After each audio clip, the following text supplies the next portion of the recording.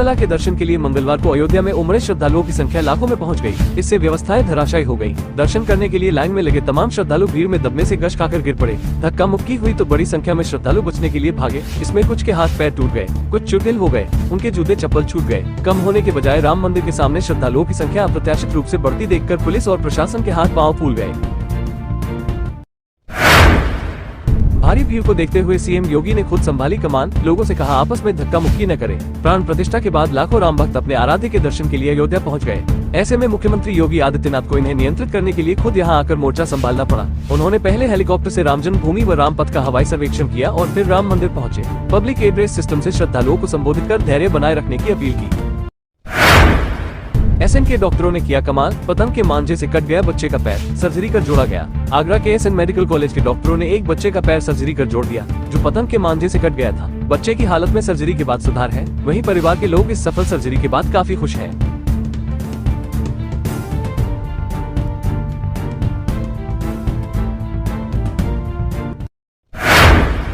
UP के देवरिया में डूबा घर का सूर्यांश। खेलते खेलते बाल्टी में गिरा, अगले माह था बर्थडे। पिता पार्टी के लिए रोज जोड़ते थे पैसा। पिता लाल साहब मेहनत मजदूरी कर परिवार की जीविका चलाता है। बेटे सूर्यांश का 1 माह बाद जन्मदिन पड़ने वाला था। वो पहले से ही उसको कपड़ा और खिलौना खरीद वाले और पार्टी देने के लिए रुपये इकट्ठा कर रहा था।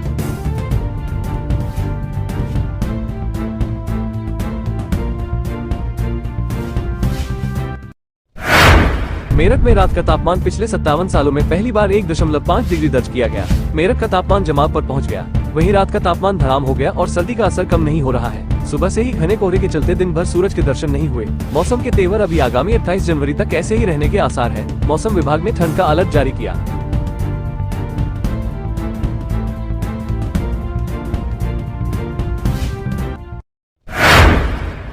सर्दी का सितम, ठंड लगने से बेहोश हुई छात्रा। डीएम के आदेश पर स्कूलों में 28 जनवरी तक छुट्टी। पीलीभीत जिले में लंबे अवकाश के बाद मंगलवार को स्कूल खुले। इस दौरान बरहा कॉम्पोजिट विद्यालय में कक्षा 4 की एक छात्रा ठंड लगने से बेहोश हो गई। इस घटना के बाद फिर अवकाश घोषित कर दिया गया। अब 28 जनवरी तक बच्चों की छुट्टी रहेगी।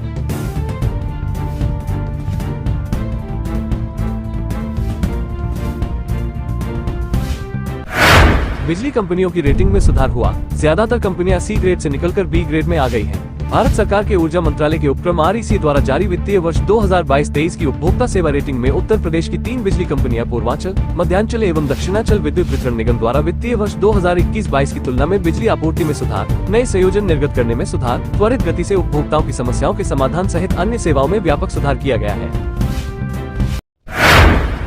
मस्जिद में मोबाइल चोरी का वीडियो वायरल। नमाज पढ़ने के दौरान युवक की शर्मनाक हरकत, जाने पूरा मामला। कानपुर में जाजमऊ थाना क्षेत्र के गल्ला गोदाम स्थित नबी करीम मस्जिद में ईशा की नमाज पढ़ रहे एक नमाजी का एक युवक ने मोबाइल चोरी कर लिया। घटना का वीडियो सोशल मीडिया पर वायरल हो रहा है। बताया जा रहा है कि CCTV फुटेज से आरोपी की पहचान हो गई।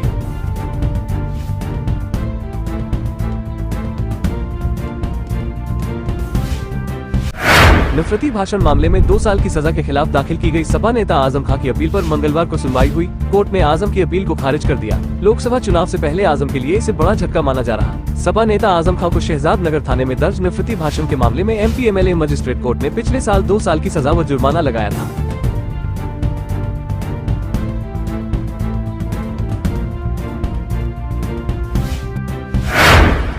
डॉक्टर ऋतु और नवीन को यूपी गौरव सम्मान आज प्रदान करेगी सरकार। डॉक्टर ऋतु ने भारत के मंगल मिशन के विकास में महत्वपूर्ण भूमिका निभाई है। वो इस मिशन की उप संचालन निदेशक थी। वो चंद्रयान मिशन से भी जुड़ी रही है। वहीं कानपुर के नवीन ने दुनिया में सबसे बड़ा स्वतंत्र मोबाइल एडटेक प्लेटफॉर्म स्थापित किया है, जो उत्तर प्रदेश और भारत के व्यवसायों को राष्ट्रीय अंतर्राष्ट्रीय प्लेटफॉर्म से जोड़ता है।